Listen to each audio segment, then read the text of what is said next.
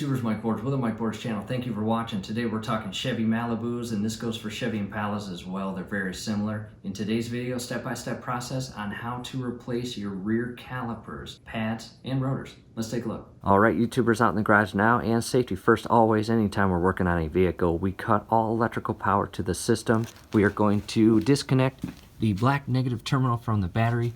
In most cases, you will have a cover, and on the back, you will notice those little clips there, and those clips go into these slots, one on the right hand side, one on the left hand side. Go ahead and go below the insert and compress the clip, and you can pull that cap up and off. 10mm socket, we are going to loosen this to a point where we can remove the negative terminal. And you do not have to remove the nut all the way. Just loosen it to a point where you can pull the negative terminal up and off its lead.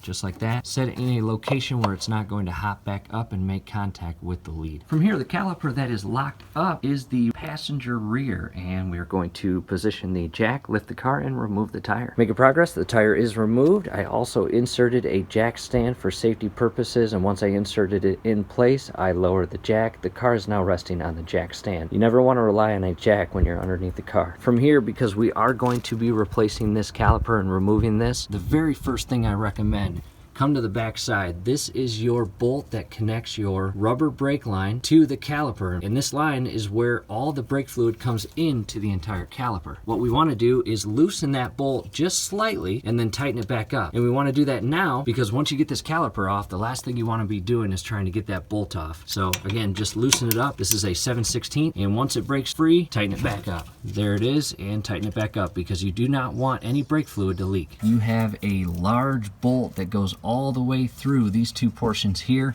and a nut on the opposite side secures it. Unfortunately, we have to remove that bolt and disconnect these two pieces because we need to remove this bolt during the project, and if you do not remove this long bolt, guess what? The tip of the bolt here does not allow you to remove this bolt to a point where you can pull the caliper off. So what we need to do is get an additional jack and lift this bottom portion of the elbow or knuckle to release the tension or pressure on that bolt. Jack is now in place, and as far as where to position the jack, right on that bottom portion there. From here, go ahead and lift until that bolt is straight.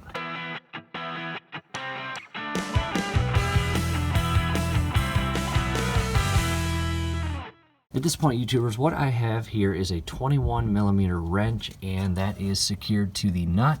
On the opposite side, I have a 21mm socket and ratchet, and with one hand, loosen it from here. With the other hand, hold it in place so the bolt doesn't just spin. That was actually easier than I thought. After removing the nut, your goal is to position this again to where you are putting no pressure on this bolt. As you can see, it just slides right through. Go ahead and remove that bolt, put it in a safe location. To the back side of the top portion of the caliper, you have an 18mm bolt. This was the bolt that was not going to be able to come out until we removed that 21mm bolt. You also have an additional 18mm bolt down right here. See it right there? You need to remove that one and the top bolt. As you are removing the lower 18mm bolt, do your absolute best not to harm this brake line as you move this ratchet. Be very careful. The next part you want to remove, right here is a securing clip or locking clip, and you need to shift this off, and it comes off very easy by hand. That is what it looks like. Do your best not to lose it or bend it or break it. After removing that securing clip, up at the top portion is a little ball, and it secures into a mount that connects to the caliper. You may need both hands. Just shift this up and out of the slot. Next, you want to very carefully pull this hose and cable out of that hole. Do your absolute best not to harm this boot. That boot creates the watertight seal to alleviate any moisture getting inside this line. Set that aside. At this point, YouTubers, this is completely locked on the rotor. You may need to grab a rubber mallet and carefully tap that caliper off the rotor. And it is very important, once this caliper comes loose from the rotor, I have blocks in place to carefully rest this caliper on the blocks to alleviate the caliper hanging from that brake line. Do not harm that brake line. After about a minute of pounding this caliper finally came loose, and it is not hanging from the brake line. It's resting on that wood. From here, we are going to replace the rotor. You have a T-bolt here. Go ahead and remove that. This is a T30 bolt. And there it is. Go ahead and remove this old rotor. You may need that rubber mallet to break this loose, but ours is loose. Carefully pull it off without damaging the thread. It's a good time to clean the inside of the dust plate. And after cleaning that, we'll go grab the new rotor and secure it. When it comes time to purchasing the brand new rotor, keep in mind it comes in two different sizes and designs. We have the 2013 LT model, and ours is just a solid piece. In the event that you have a rotor that has an air gap in between the top portion and the bottom portion, you will have a larger rotor. In our case, we have the smaller and less expensive one. Let's go ahead and open it. Before installing that brand new rotor, we must clean it. Right now, it has a rust repellent application on it to prevent the rotor from rusting inside the box. And if we do not clean that off, the very first time you drive your car, your brake pads are going to burn that application off, and it is going to make a very unfriendly odor. It may lead you to think that something is wrong, but there is nothing wrong. Grab yourself some AutoZone cleaner and spray it and wipe it down. Do both sides. After cleaning the new rotor, go ahead and install it and secure it with that T30 bolt. From here, we'll go grab the new caliper. Here's our brand new caliper, and it is a spitting image of the old one. From here, we will secure the brake pad clips and install the pads. Next thing I do is I position the new caliper in the same position as the old caliper, and then I study how the clips are installed in the old one. And after getting a good idea of the old one, I pop out one brake pad, preferably closest to the piston. Next, I will shift it to the side right here, and I've already got one clip installed. An important step to take in the event that you try to put your clip inside your caliper and it's not fitting, I want to show you something. Compress your slides like this. That will give you much better clearance to insert this clip. And take a look at how my caliper is positioned with the coil spring portion up at the top, and basically this caliper is upside down. Next, grab your clip and position it like this with the flat surface on the left and the indents for the brake pads as shown here. Carefully insert it in place. And once you get it in place, you can clip it into the actual caliper. And the most important thing is properly aligning these clips with the indent shown right here by my thumb. And that little brace portion of the clip rests on this flat portion here. And that straight edge that we just showed you that was on the left-hand side, that is actually down in the gap between this portion and here. And you may need to pull up on this. I'm doing my best to get a good camera angle and make sure both clips are secured, and they should look like that. Before inserting the pads, take note of the design.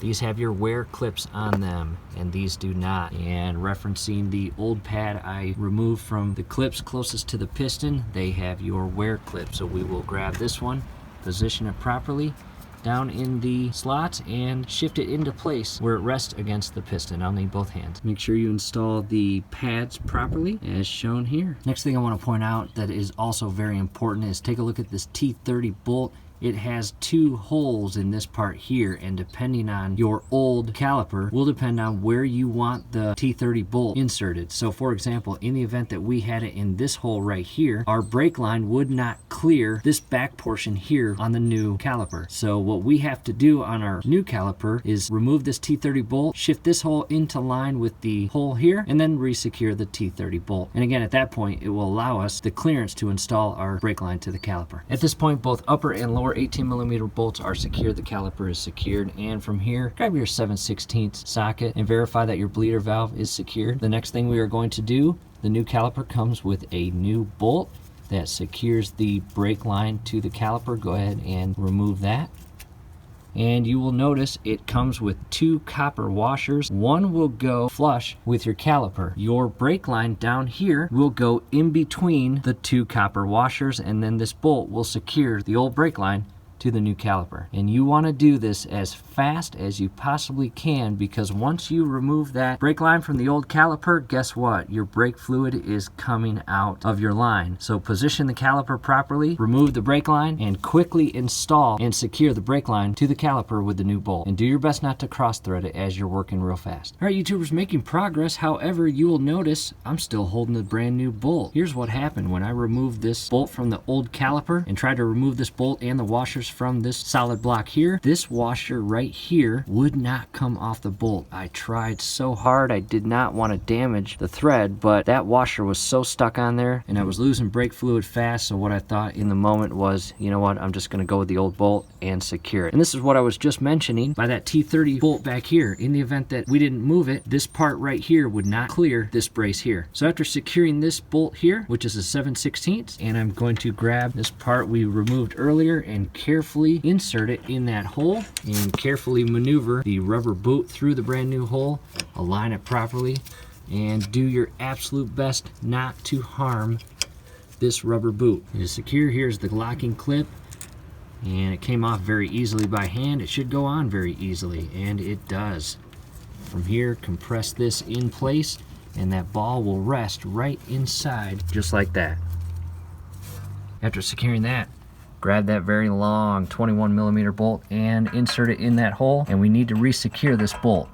Align it properly and push it through, and it should move very freely if you've got it properly aligned. Secure that 21mm nut. Prior to securing that nut, I'm going to add anti-seize lubricant to the thread. I've got a little bit on my fingertip. I'm just going to rub it around, work it into the thread.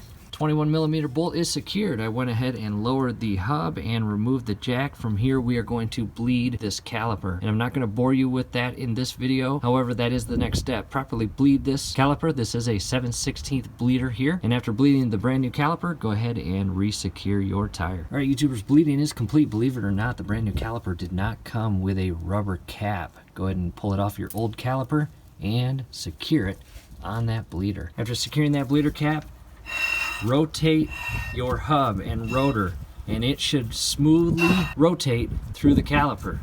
Now, our old caliper again was so seized that you could not even move this rotor or hub. After bleeding the brakes and putting the tire back on, go ahead and re-secure the cap to your brake reservoir. Re-secure the negative terminal to your battery with the 10mm nut and secure the battery cap back on. From here, we'll start the engine and back up the car and see if everything works.